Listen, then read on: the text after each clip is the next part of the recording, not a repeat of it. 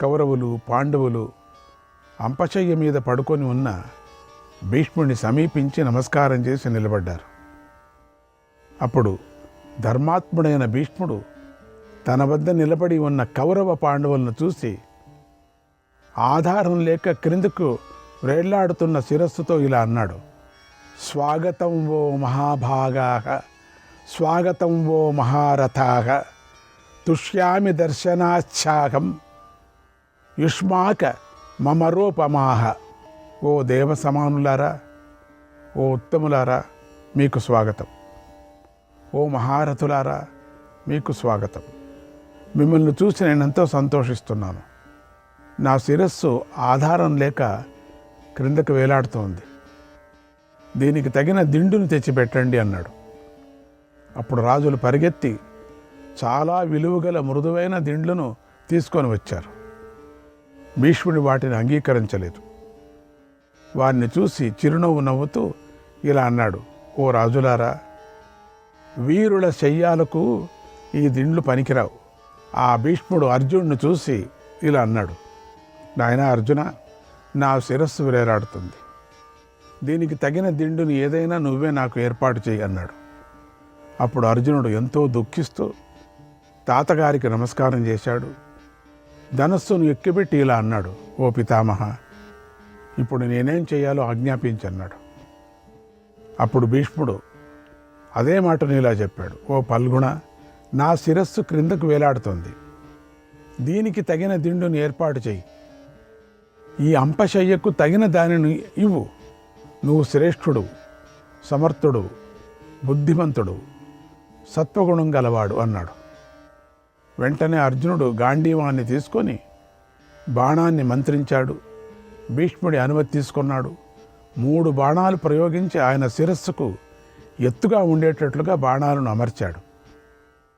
అలా తన అభిప్రాయాన్ని అర్జునుడు గ్రహించి తగిన దిండును అమర్చడంతో భీష్ముడు ఎంతో సంతోషించాడు. తర్వాత అందరినీ చూసి అర్జునుడితో మళ్ళీ ఇలా అన్నాడు: ఓ అర్జున, నా శయ్యకు తగినట్లుగా దిండును ఏర్పరిచావు.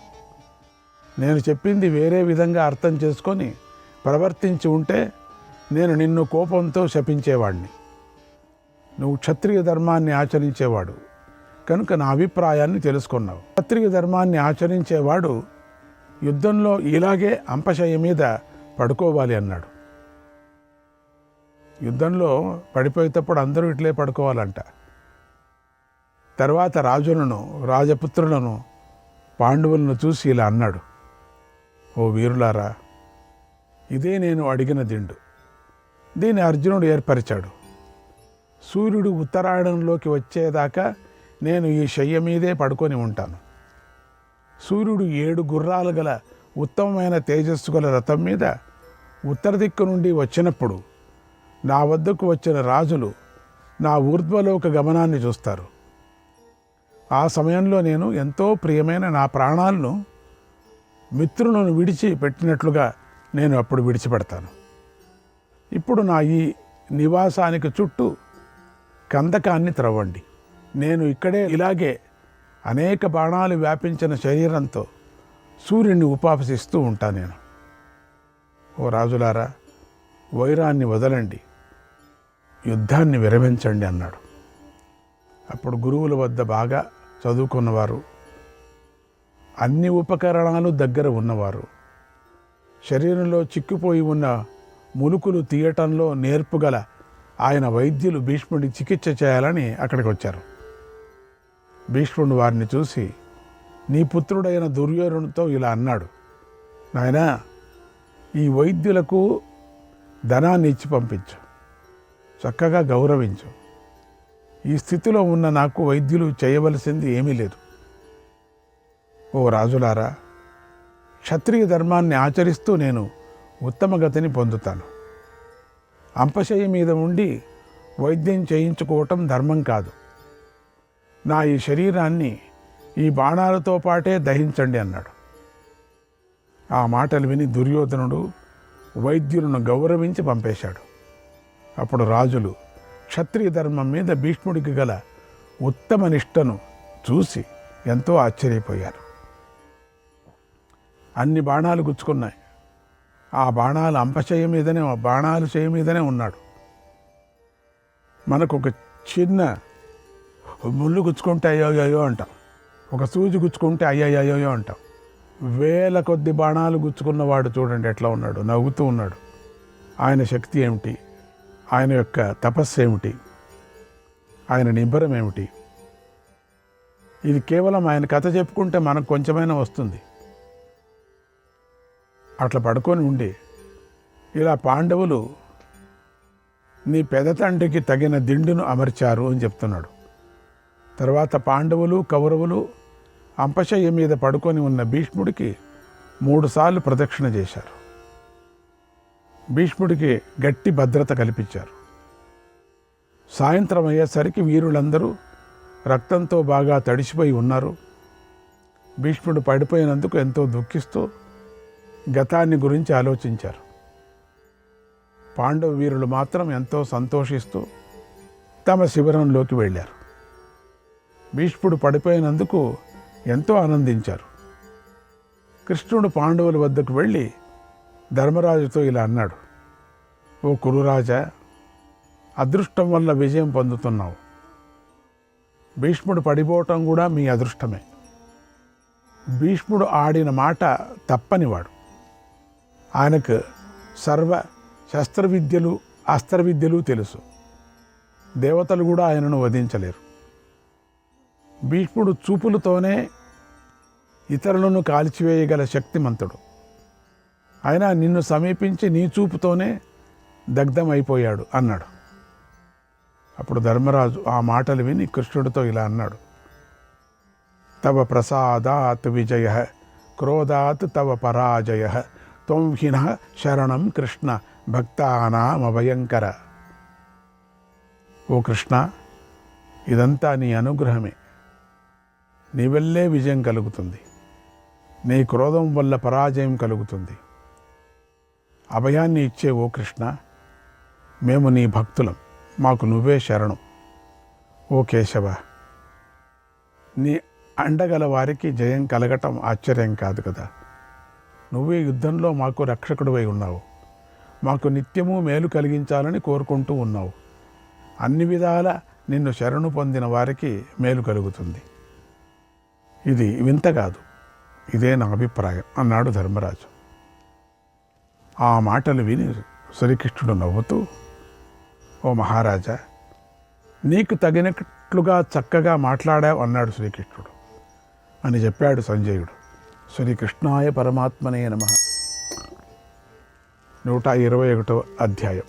సంజయుడు ధృతరాష్ట్రుడికి ఇలా చెప్పాడు, ఓ మహారాజా, తెల్లవారింది. పాండవ కౌరవ పక్షంలోని రాజులందరూ వీరశయనం మీద పడుకొని ఉన్న పితాముడి వద్దకు వచ్చారు. ఆయనకు నమస్కారం చేసి నిలబడ్డారు. ఇంతలో వేల కొద్ది కన్యలు అక్కడికి వచ్చి మంచి గంధపు పొడులను, పేలాలను, పూలమాలను భీష్ముడి మీద అన్ని దిక్కుల్లోనూ చల్లారు. స్త్రీలు, వృద్ధులు, బాలురు, ఇతర ప్రజలు భీష్ముడిని చూడటానికి వచ్చారు. వందల సంఖ్యలో యుద్ధవాద్యాలతో నటులు కూడా వచ్చారు. నర్తకులు, శిల్పులు భీష్ముడిని చూడటానికి వచ్చారు. ఇరుపక్షంలోని వారు యుద్ధాన్ని విడిచిపెట్టారు. కవచాలను విడిచిపెట్టారు. అస్త్రాలను, శస్త్రాలను క్రింద పడేశారు. వయస్సు ప్రకారంగా పిన్నలు, పెద్దలు వచ్చి భీష్ముడి వద్ద కూర్చున్నారు. అప్పుడు ఆ ప్రదేశం భీష్ముడితో అలంకరించబడి ఆకాశంలో సూర్యమండలంలాగా యుద్ధభూమి శోభించింది.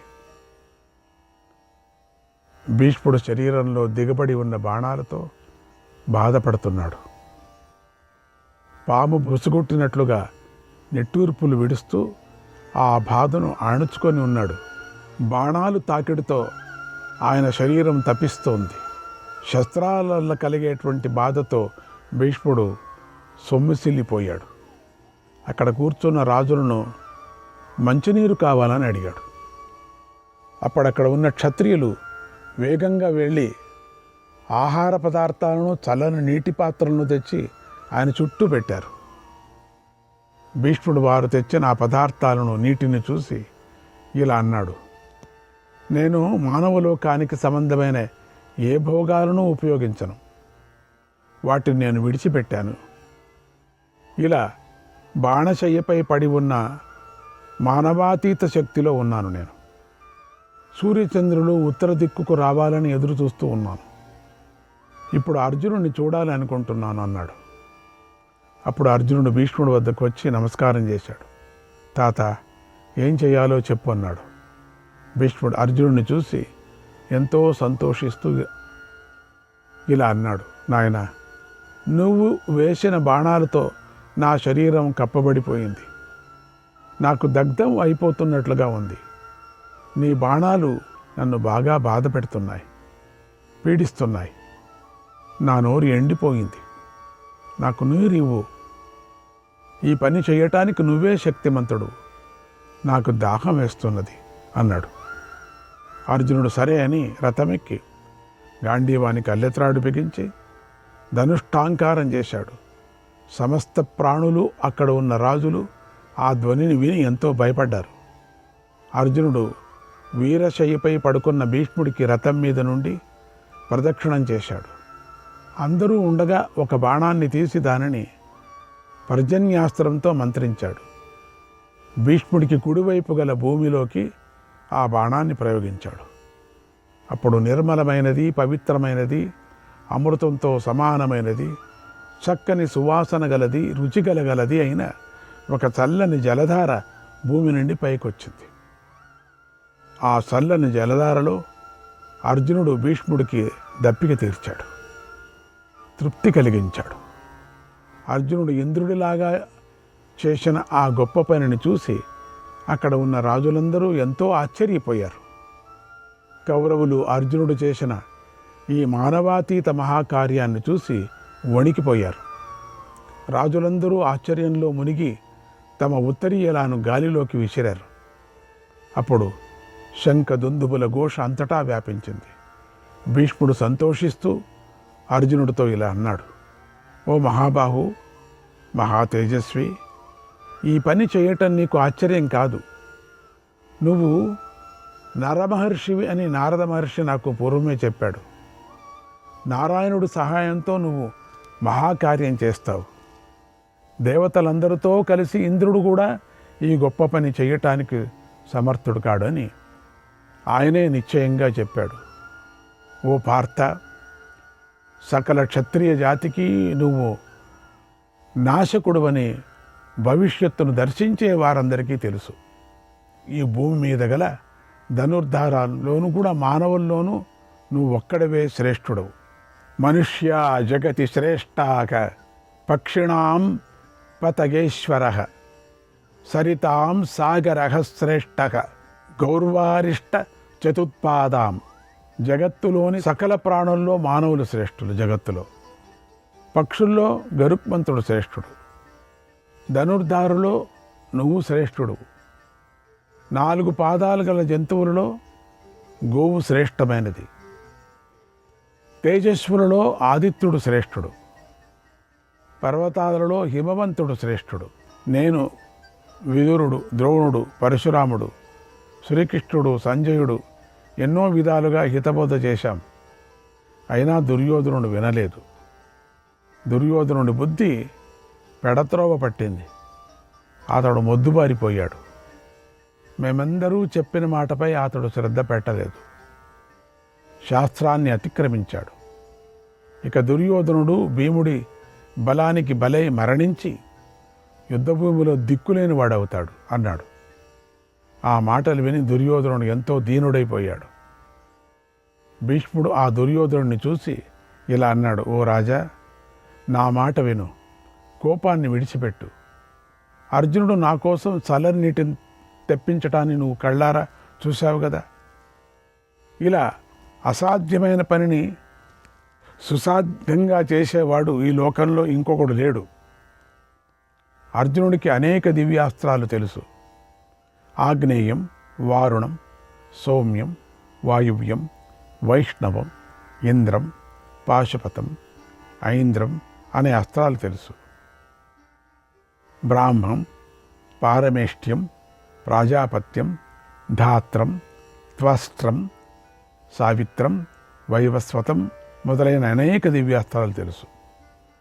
లోకంలో అర్జునుడికి శ్రీకృష్ణుడికి తప్ప ఈ అస్త్రాలు ఇంకెవ్వరికీ తెలియవయ్యా. కనుక నాయన, యుద్ధంలో అర్జునుడిని గెలవడం సాధ్యం కాదు నీకు. బలం గలవాడు, శూరుడు, సమర్థుడు అయిన ఈ అర్జునుడు ఎవరూ చెయ్యలేని మహాకార్యాలను చేశాడు. ఇకనైనా ఆలస్యం లేకుండా మీ ఇరుపక్షాల వారికి సంధి కలుగుగాక. ఆలస్యం మంచిది కాదు. శ్రీకృష్ణుడు అనుకూలంగా ఉన్నప్పుడే సంధి చేసుకో.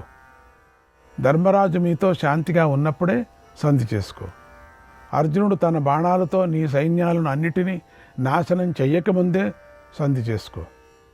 మిగిలిన నీ సోదరులు అనేక రాజులు సజీవులుగా ఉండగానే సంధి చేసుకో.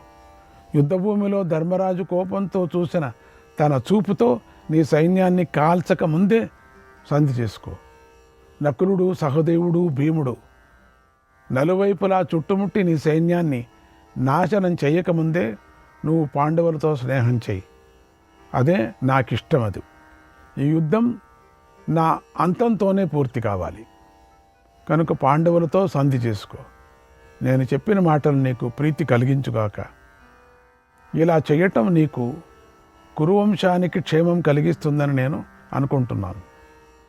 కోపాన్ని విడిచిపెట్టు, సంధి చేసుకో. ఇంతవరకు అర్జునుడు చేసిన సంహారం చాలు. ఈ భీష్ముడి యొక్క అంతంతో నీకు మైత్రి కలుగుగాక. మిగిలిన వారు జీవించి ఉండటమే మంచిది. కనుక శాంతించు. పాండవులకు అర్ధరాజ్యాన్ని ఇవ్వు. ధర్మరాజు ఇంద్రప్రస్థానికి చేరుకుంటాడు. మిత్రద్రోహి రాజులతో నీచుడు అనే అపకీర్తిని మాత్రం తెచ్చుకోకు.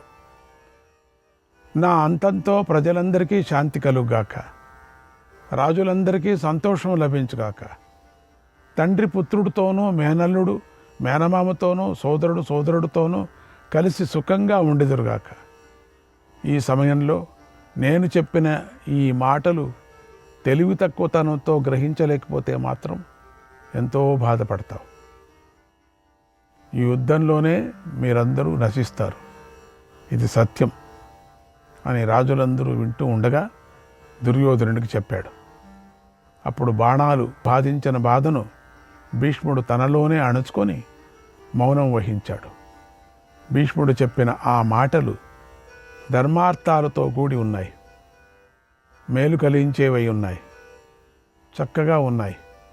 అయితే నీ కుమారుడైన దుర్యోధనుడికి ఆ మాటలు రుచించలేదు అన్నాడు సంజయుడు. శ్రీకృష్ణాయ పరమాత్మనే నమః. 122 అధ్యాయం. సంజయుడు ధృతరాష్ట్రుకి ఇలా చెప్పాడు. ఓ మహారాజా, భీష్ముడు అలా నీ కుమారుడికి చెప్పి మౌనం వహించాడు. తర్వాత రాజులందరూ తమ తమ శిబిరాలకు వెళ్ళారు. తర్వాత కర్ణుడికి భీష్ముడు పడిపోయాడని తెలిసింది. ఆ వార్త విన్న వెంటనే కొంచెం భయపడ్డాడు. వేగంగా ఆయన వద్దకు వచ్చాడు. కర్ణుడికి ఆశ ఉంది కదా, మర్యాద ఉంది కదా, తాత కదా. అప్పుడు బాణచయ్యపై పడి ఉన్న భీష్ముడు రెల్లుగడ్డి మీద పుట్టిన కుమారస్వామిలాగా ఉన్నాడు. ఆయన కర్ణుడు చూశాడు.